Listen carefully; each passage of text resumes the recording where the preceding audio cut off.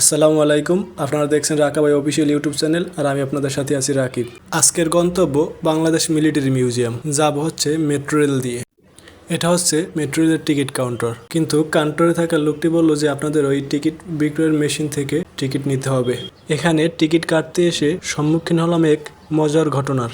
এক চাচা যাবে হচ্ছে বিজয় সরণি, আর বিজয় সরণি ভাড়া হচ্ছে 40 টাকা। সে 100 টাকার একটা নোট দিয়েছে, মেশিন হচ্ছে যে তাকে 10 টাকা ফেরত দিছে।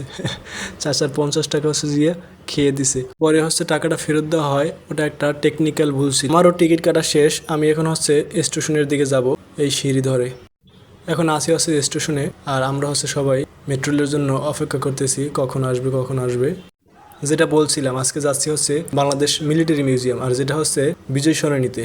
তো আমি বিজয় সরণি নামবো, সেখান থেকে 5 মিনিট হাঁটতে বাংলাদেশ মিলিটারি মিউজিয়াম। যেহেতু মেট্রো রেল দিয়েই যাচ্ছি, তাই চিন্তা করলাম যে মেট্রো রেলের জার্নিটা আপনাদের সাথে শেয়ার করি। ওই যে দেখা যাচ্ছে আমাদের মেট্রো রেল চলে আসছে, তো যাওয়া যাক, চলুন।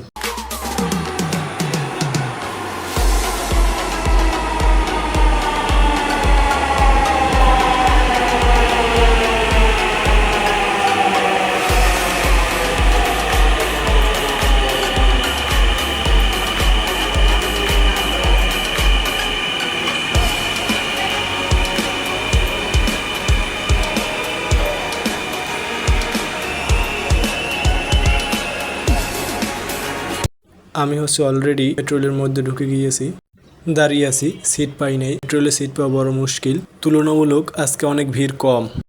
এই নিয়ে দ্বিতীয়বার মেট্রোলে ওঠা। প্রথমবার যখন উঠছিলাম তখন অনেক ভিড় ছিল, তাই ভিডিও করা হয়নি। কিন্তু আজকে তুলনামূলক অনেক ভিড় কম।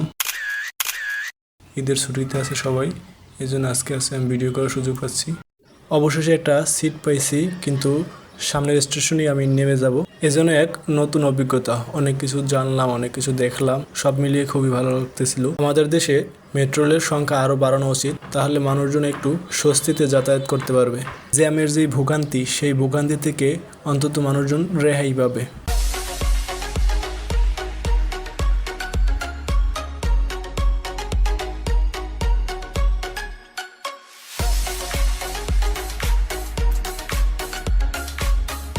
আমি আমার স্টেশনে চলে আসছি, এখন হচ্ছে যে এর নামার পালা। তো একে একে সবাই নামতেছিল।